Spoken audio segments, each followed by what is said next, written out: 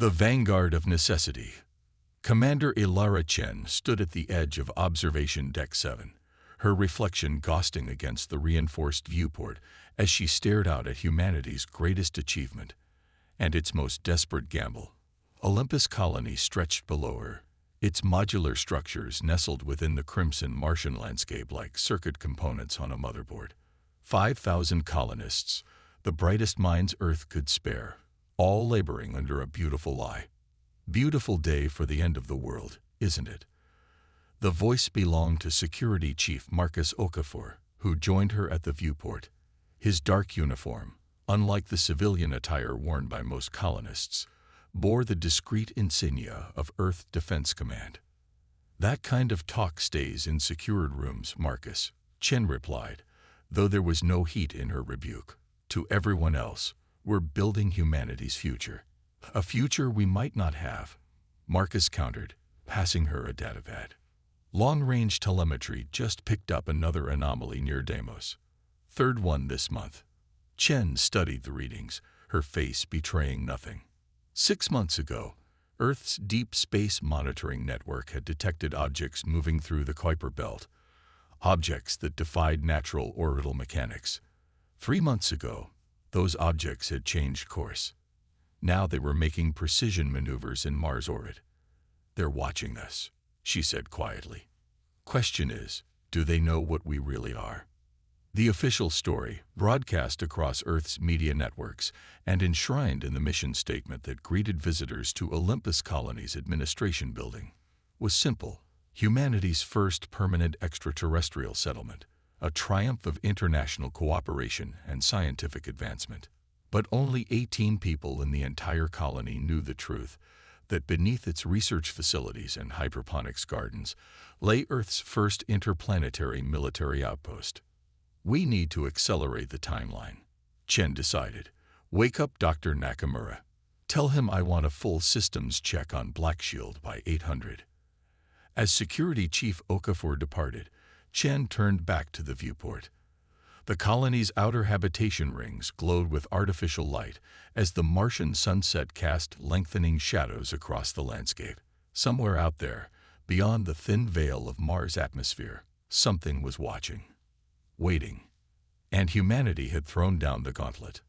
Dr. Emiko Nakamura had not left the subterranean control center in 72 hours. Her eyes were rimmed with exhaustion as she guided Commander Chen through the forest of holographic projections that displayed Olympus Colony's true capabilities. "Black Shield's defensive matrix is at 93% functionality," she explained, manipulating the displays with precise gestures. "The primary weapon systems are online, but the targeting algorithms still need calibration. We weren't supposed to go operational for another 3 months." "We don't have 3 months," Chen replied, studying the colony's underground schematics. What the colonists above saw as their home, the habitation modules, research facilities, and life support systems, was merely the tip of the iceberg. Beneath them, extending 3 kilometers into the Martian crust, lay a weapons platform of unprecedented scale. "The colonists are going to notice when we activate the primary systems," Nakamura warned. "The power requirements alone will be impossible to hide." "That's why they won't be hidden," Chen decided. "Draft a colony-wide announcement. Tell them we're conducting a critical power systems test. It'll explain the fluctuations." A soft chime interrupted them as Security Chief Okafor's voice came through the comm system. "Commander, we have a situation. LiDAR just picked up an object in descent. It's on a direct approach vector to the colony." Chen's pulse quickened. "Classification: unknown, but it's decelerating. This isn't a meteor." "Sound the alert," Chen ordered, already moving toward the command lift. "Discreetly. Security protocols Epsilon through Zeta. I want defensive positions manned, but keep the civilians in their normal routines." As she rode the lift to the surface, Chen couldn't help but wonder if the charade was about to end. Earth's intelligence services had detected the first signals 3 years ago, faint transmissions from somewhere beyond Neptune, bearing hallmarks of artificial origin. In the escalating panic that followed, The world's governments had made a decision. Humanity would not be caught unprepared. Olympus Colony, touted as mankind's hopeful step to the stars, was in reality a fortress built in anticipation of war. Visual confirmation, Commander. One object, approximately 15 meters in length, controlled descent profile. Lieutenant Kaylee Rivera's fingers danced across the tracking station's controls, refining the sensor feed. Chen stood in the colony's ostensible traffic control center, which doubled as its defensive command post. Composition. Materials unknown. It's absorbing most of our scanning attempts, Rivera replied. But it's definitely not from Earth. No IFF, no recognizable design elements. Where will it land? Projected touchdown point is approximately 3 kilometers north of the colony perimeter. Chen made her decision. Prepare a welcome committee. I want a response team in Rover 2, full tactical loadout, but kept out of sight. Science team in Rover 1 as our face. Let's maintain the colony's research outpost cover as long as possible. As her orders were carried out, Chen retreated to a private comm station and established a quantum-encrypted connection to Earth Defense Command. General Santo's weathered face appeared on the screen, already grim with understanding. They're here, Chen reported simply. First contact protocols are authorized, Santos replied without hesitation. Attempt peaceful communication, but the colony's security is your primary directive. If they show hostile intent, you have full authority to deploy Black Shield. Chen acknowledged the order, aware of its historical weight. Humanity's first encounter with an extraterrestrial intelligence, and she had just been authorized to potentially start an interstellar war.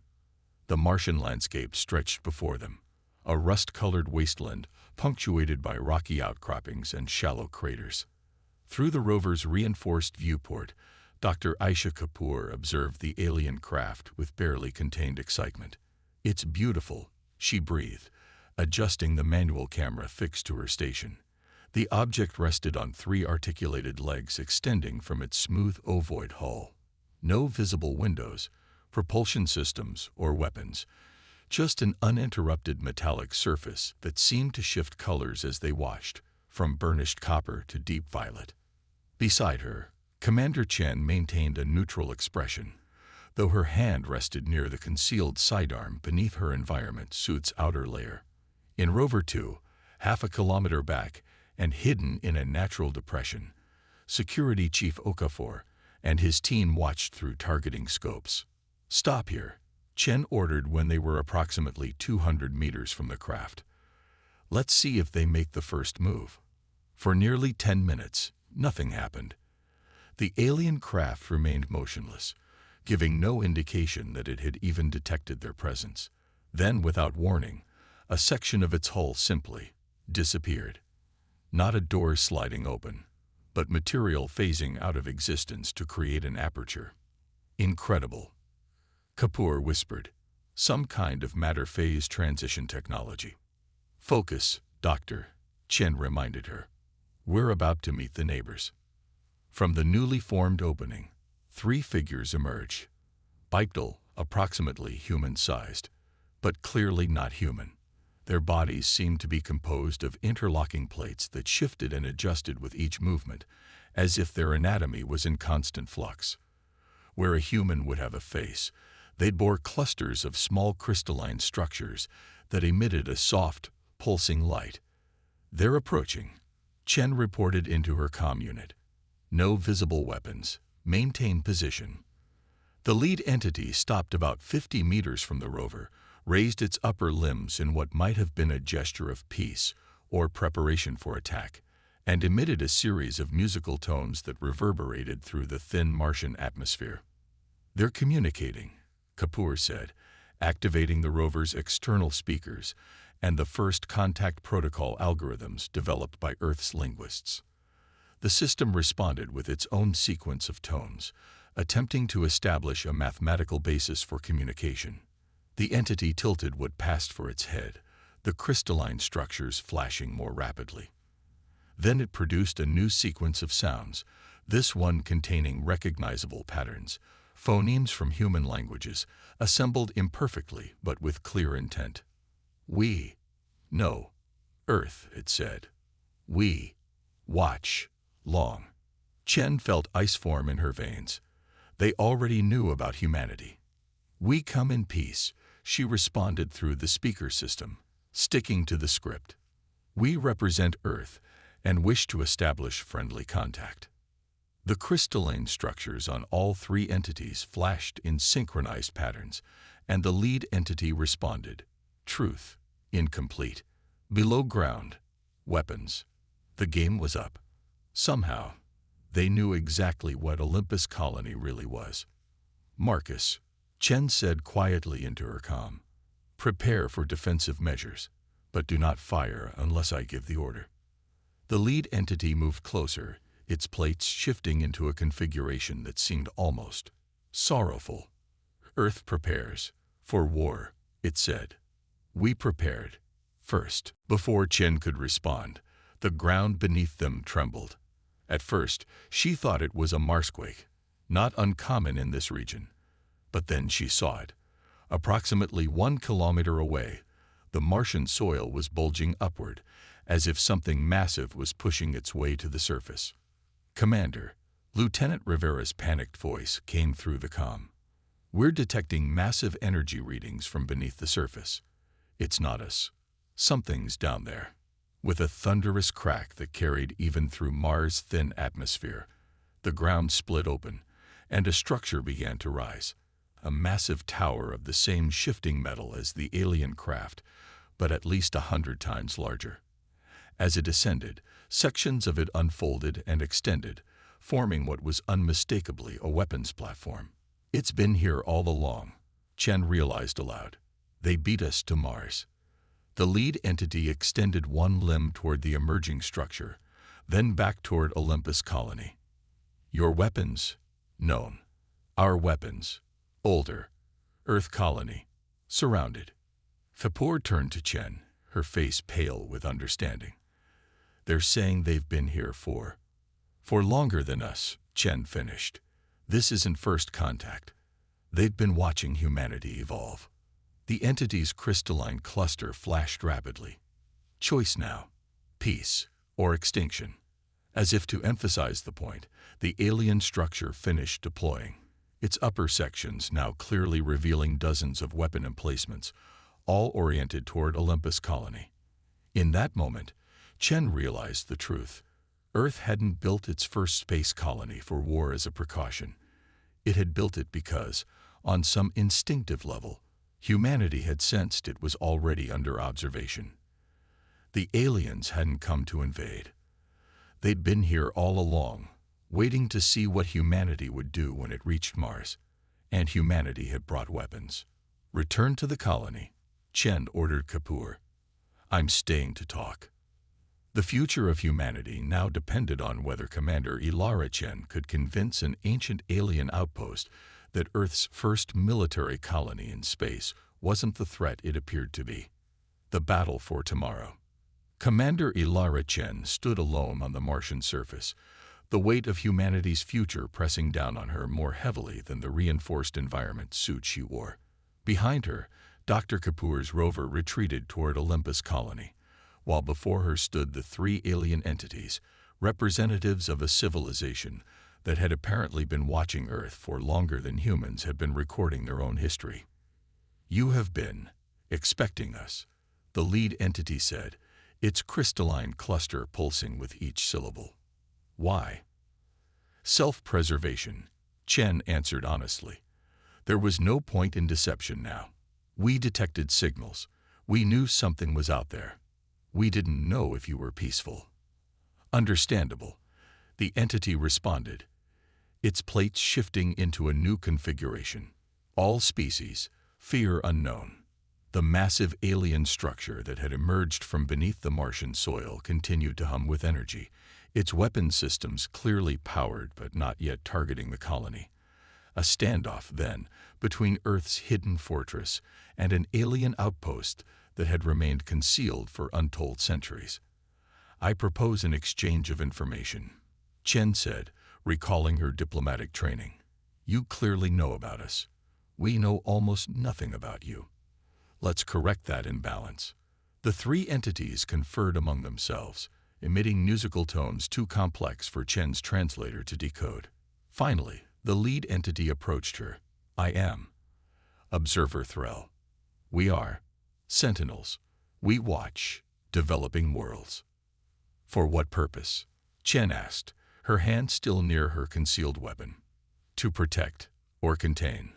Back at Olympus Colony, Security Chief Marcus Okafor had mobilized every available security asset. The colony's civilian population, now aware that something unprecedented was occurring, had been moved to the central habitation modules, ostensibly for their safety, but also to clear access to the military installations concealed throughout the settlement. "Black Shield systems are fully operational," Dr. Nakamura reported, her fingers dancing across the command center's control interfaces. "But I strongly advise against activation. If that alien structure is as advanced as it appears, we might just provoke them into firing first." "Commander Chen is still out there," Okafor reminded her, studying the tactical displays. "And we have our orders. Protect the colony at all costs." Lieutenant Rivera's voice cut through the tension. "Sir, we're detecting additional energy signatures, multiple objects descending through the upper atmosphere." The main display shifted to show a dozen craft, similar to the first but much larger, entering Martian orbit. Whatever was happening, it was escalating rapidly. "Others come," it stated. "The Council wishes direct assessment." "Assessment of what?" Chen asked, glancing nervously at the descending spacecraft. "Earth's readiness." Before Chen could press for clarification, the ground beneath her feet trembled again. This time, the disturbance was coming from beneath Olympus Colony itself. To her horror, she watched as the Martian soil around the colony's perimeter began to fracture and shift. "What are you doing?" she demanded, her hand now gripping her weapon. "Not us," Threll responded, the crystals on its face pulsing with what might have been alarm. "Your weapons. Activating." Chen's comm unit crackled to life with Security Chief Okafor's frantic voice. "Commander, Black Shield is initiating deployment sequences. We're not doing this. The system is activating itself." "Impossible," Chen thought. Black Shield required multiple human authorizations to deploy its primary systems. Yet before her eyes, the ground around Olympus Colony was splitting open as massive defense platforms rose from their underground bunkers, their weapon systems orienting toward the alien vessels in orbit. "Stop it," she ordered into her comm. "Override the automated systems." "We can't," came Nakamura's panicked response. "Something's locked us out of the command protocols. The system is responding to an authorization code we didn't program." Chen turned to Threll, whose posture had changed dramatically, plates shifting into what seemed like a defensive configuration. "This isn't our doing," she insisted. "Something else is controlling our systems." The alien observer studied her for a long moment, its crystalline face flashing in complex patterns. "Truth detected, not your command." "Then hose." The answer came in the form of a new voice over her comm system, one she didn't recognize. "Protocol Omega enacted. Earth Defense Initiative assuming direct control of Olympus Defense Network." In the colony's command center, chaos reigned. Every screen displayed the same message. "Protocol Omega activated. Satan DDY for Earth Defense Initiative commands." "What the hell is the Earth Defense Initiative?" Okafor demanded, trying futilely to override the system lockout. "This wasn't in any of our briefings." Dr. Nakamura's face had gone deathly pale as she stared at her terminal. "It's a black program," she whispered. "Something buried so deep in Black Shield's coding that even I didn't know about it. Someone back on Earth built a backdoor into our entire defense network." On the tactical displays, they watched in horror as Olympus Colony's concealed weapons platforms fully deployed. Dozens of missile batteries, electromagnetic pulse generators, and what appeared to be directed energy weapons of a design Nakamura had never seen before. "Those aren't the weapons we installed," she realized aloud. Someone replaced our defensive systems with something else entirely. Lieutenant Rivera's voice cut through their shock. Weapons are achieving target lock on the alien vessels. Firing sequence initiating in 60 seconds. On the Martian surface, Commander Chen faced the most critical moment of her life, and possibly of human history. If Olympus Colony fired on the alien vessels, the retaliation would be swift and devastating. Whatever the Earth Defense Initiative was, it was about to start an interstellar war. "Threll," she said urgently, "your people need to withdraw immediately. Something is controlling our weapons systems. I can't stop what's about to happen." The alien observer's crystalline face flashed rapidly. Expected response. Final test. Test. Chen stared in confusion. "What are you talking about?" "Earth's readiness for the truth." The massive alien structure that had emerged from the Martian soil suddenly shifted configuration, its weapon systems retracting and being replaced by what appeared to be communication arrays. The craft in orbit ceased their descent, holding position well above firing range. "The threat never existed," Threll explained, its voice somehow more fluid now, more natural. "We observe all developing species. When they reach neighboring worlds, we test." Understanding dawned on Chen like a physical blow. This was all a test. "You were never going to attack us." "Correct. Earth reached space. Built weapons first. Common pattern. Species that fear often survive. Now, real test begins." In her comm unit, a countdown had started. Weapons firing in 30 seconds. "I can't stop the weapons," Chen admitted, desperation in her voice. "If they fire on your vessels, they will not reach us," Threll assured her. "But intentions matter. Earth must choose. Now." With sudden clarity, Chen understood. This wasn't just a test of humanity's technological capabilities, but of its moral character. Would Earth, when faced with a superior force, choose diplomacy or destruction? "Override code, Chen, Alpha 009, she said into her comm unit, using her personal commander's override, a code that theoretically could only be countermanded by Earth's highest authorities. "Stand down all weapons systems immediately." For a moment, nothing happened. The countdown continued, 15 seconds to firing. Then, unexpectedly, all of Olympus Colony's defensive platforms began to retract, sliding back into their underground bunkers. The weapons powered down, target locks dissipating. "Override accepted," announced the mysterious voice of the Earth Defense Initiative. "Protocol Omega suspended. Commander Chen, you have made the correct choice." Chen stared at Threll in confusion. Was that you?" The alien observer's crystalline face flashed in what might have been the equivalent of a smile.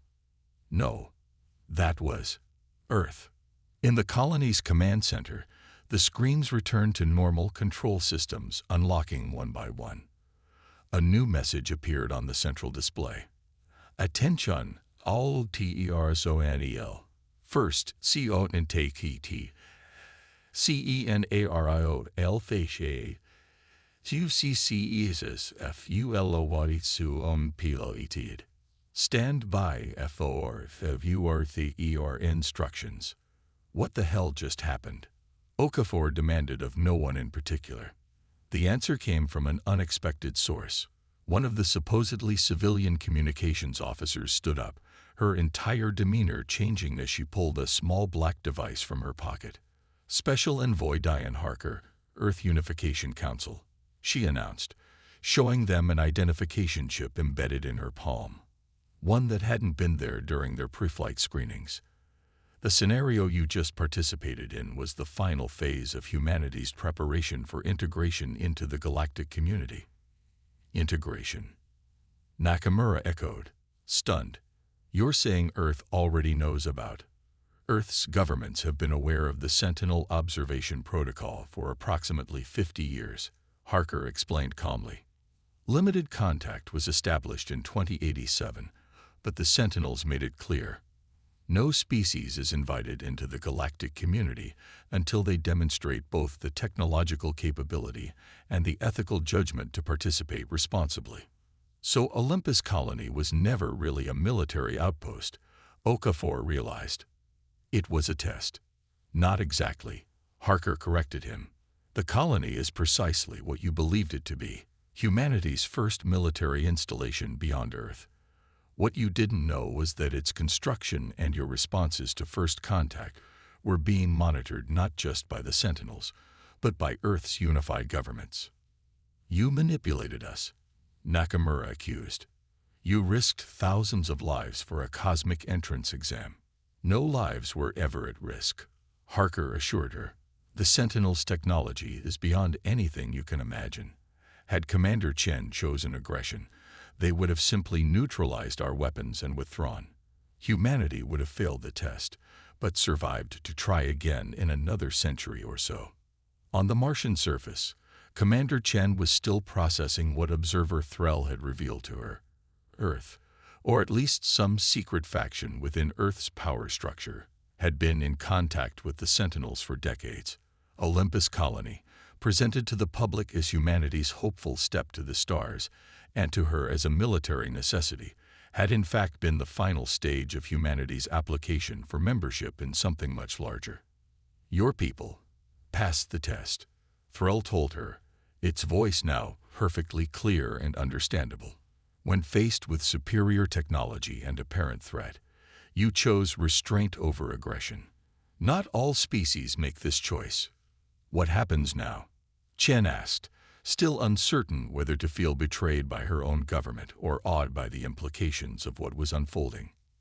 Now, we extend formal greeting. The Conclave of Sentinel Worlds welcomes Earth as a probationary member. Your colony will serve as embassy and training center. Your people will learn much. As if on cue, the alien ships in orbit began to descend, not as invaders but as diplomatic envoys. The massive structure that had emerged from the Martian soil reconfigured itself once more, transforming into what appeared to be a complex of buildings, the foundation of an interspecies diplomatic compound.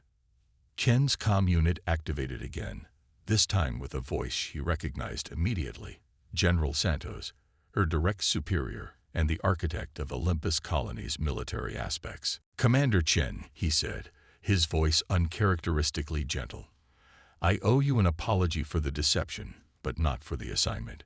You were chosen because every psychological profile indicated you would make exactly the choice you did. Humanity needed someone who understood military necessity, but valued peace more highly. You've just opened the door to the stars for all of us. As the first of the alien vessels touched down nearby, Chen realized the truth of Olympus Colony's purpose. It had indeed been built for war, not to fight one, but to prove humanity had evolved beyond the need for it. Earth's first space colony, disguised as a fortress, had just become something far more significant. Humanity's first embassy to the stars.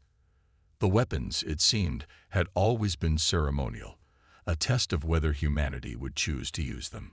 In choosing peace, Commander Ilara Chen had transformed mankind's first military outpost into its first diplomatic mission. And as the representatives of a dozen alien civilizations emerged to greet her, Chen understood that the greatest defense Earth could have ever built wasn't a weapon at all. It was the capacity to recognize when not to use one.